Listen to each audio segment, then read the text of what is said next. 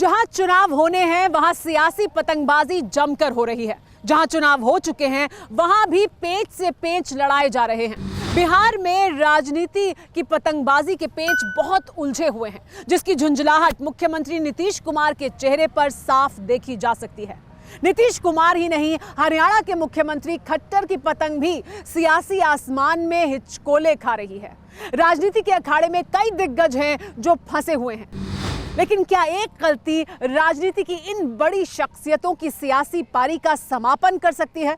Tele series के इस episode में देखिए पेंच, पॉलिटिक्स ऑफ अनसर्टेनिटी।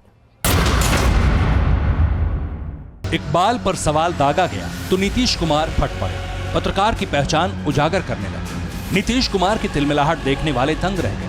धीर गंभीर राजनेता की छवि वाले नीतीश कुमार कैमरे के सामने इस कदर कम ही आग बबूला हुए हैं। इतने तल्ख तेवर सिर्फ तीखे सवालों पर तो कम से कम नहीं हो सकते। लेकिन आप जान लीजिए कि ये किसी से परमिशन लेकर के करता है, और आपको किसी को मालूम है? अगर मालूम है तो बताइए प्लीज। अगर कहीं से भी पता चले कि किसका मर्डर किसने किया, आपको अगर कहीं से कोई संदेह और कोई अब मिलता है तो बताना चाहिए ना। लेकिन नहीं, ये सवाल, आपका सवाल बिल्कुल गलत है। आपका सवाल अनुपयुक्त है, मैं कह रहा हूं। और अच्छी तरह जान लीजिए कि आप इस तरह से पुलिस को डिमोरलाइज मत करिए। और पुलिस पूरे तरह से काम कर रही है। पहले क्या होता था, हम आप ही से पूछते हैं, क्या था 2005 के पहले? क्या था? कितना हिंसा, कितना अपराध, किस तरह से होता था? आज वो स्थिति है। और आप अच्छी तरह जान लीजिए, आप अच्छी तरह जान लीजिए, जरा जा करके दूसरे राज्यों में भी चले जाइए। मैं भला आपसे कोई बात कर सकता हूं? आप इतने महान व्यक्ति हैं और आप किसके समर्थक हैं? मैं आपको डायरेक्ट पूछ रहा हूं। आप जिनको राज मिला 15 साल तक, पति पत्नी के राज में जितना अपराध होता रहा, आप उसको क्यों नहीं हाईलाइट करते हैं? ऐसी क्या शिद्दत है, ऐसी क्या दिक्कत है? क्यों नीतीश जैसे नेता आपा खो देते हैं? क्राइम कंट्रोल के उनके दावे खारिज करने वाले कौन कौन हैं? पूरा पेंच इन्हीं सवालों में उलझा है। नीतीश का नायक अवतार देखते हैं, वो कितने एक्टिव हैं। नीतीश कुमार फैसला ऑन द स्पॉट करने लगे। जिस रूपेश हत्याकांड के सवाल पर नीतीश कुमार पत्रकारों पर भड़के, उसका क्लाइमैक्स सीन ये है। राजधानी पटना में पत्रकारों से घिरे नीतीश कुमार ने एक फोन लगाया। दूसरी तरफ फोन पर डीजीपी एसके सिंघल थे। बातचीत का लहजा हैरान करने वाला था। कहा कि आपको अगर कुछ जानकारी मिले तो आप सीधे डीजीपी को बताइए। तो पता चला कि आप कोई बात ही नहीं कर रहे हैं किसी से।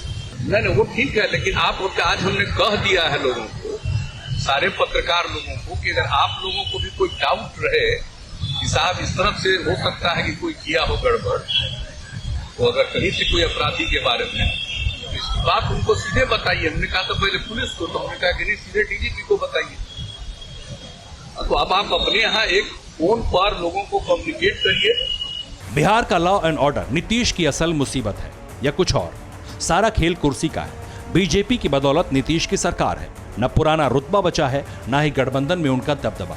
सुशासन बाबू नीतीश की छवि को झटका देने में बीजेपी नेता हिचकते भी नहीं। लॉ एंड ऑर्डर पर विरोधियों से ज्यादा नीतीश को बीजेपी नेताओं ने निशाना बनाया। बीजेपी सांसद विवेक ठाकुर ने रुपेश हत्याकांड सुलझाने की मोहलत 5 दिन रखी।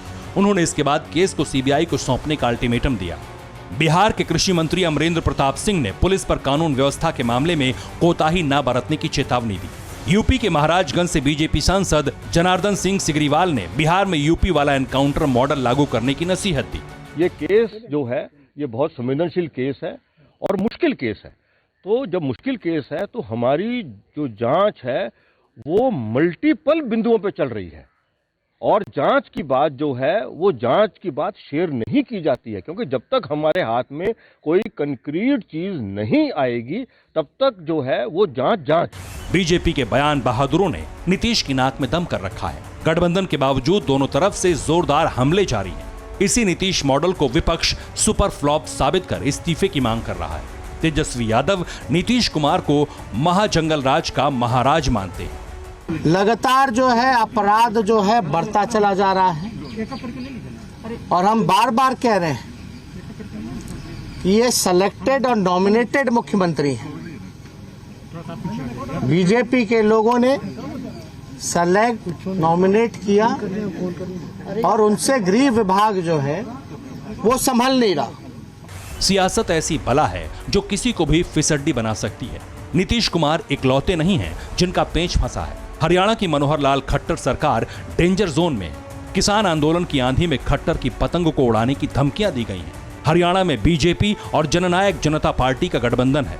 कृषि कानूनों पर दुष्यंत चौटाला पीएम मोदी से मुलाकात तक कर चुके हैं। दुष्यंत चौटाला ने किसान आंदोलन के बहाने बीजेपी पर जबरदस्त दबाव बनाया है। इसी बहाने मौके की फिराक में बैठे कांग्रेस नेता खट्टर का खेल खराब करने के दावे कर रहे हैं। कांग्रेस नेता कुमारी शैलजा ने हरियाणा में नई सरकार की भविष्यवाणी तक कर दी है। ऐसा माना जा रहा है कि आने वाले दिनों में कई सूबों में हवा का रुख कई दिग्गजों की नियति तय करेगा। न्यूज़ टॉप 9 रोज सुबह 7 बजे और शाम 7 बजे सिर्फ TV9 भारतवर्ष पर।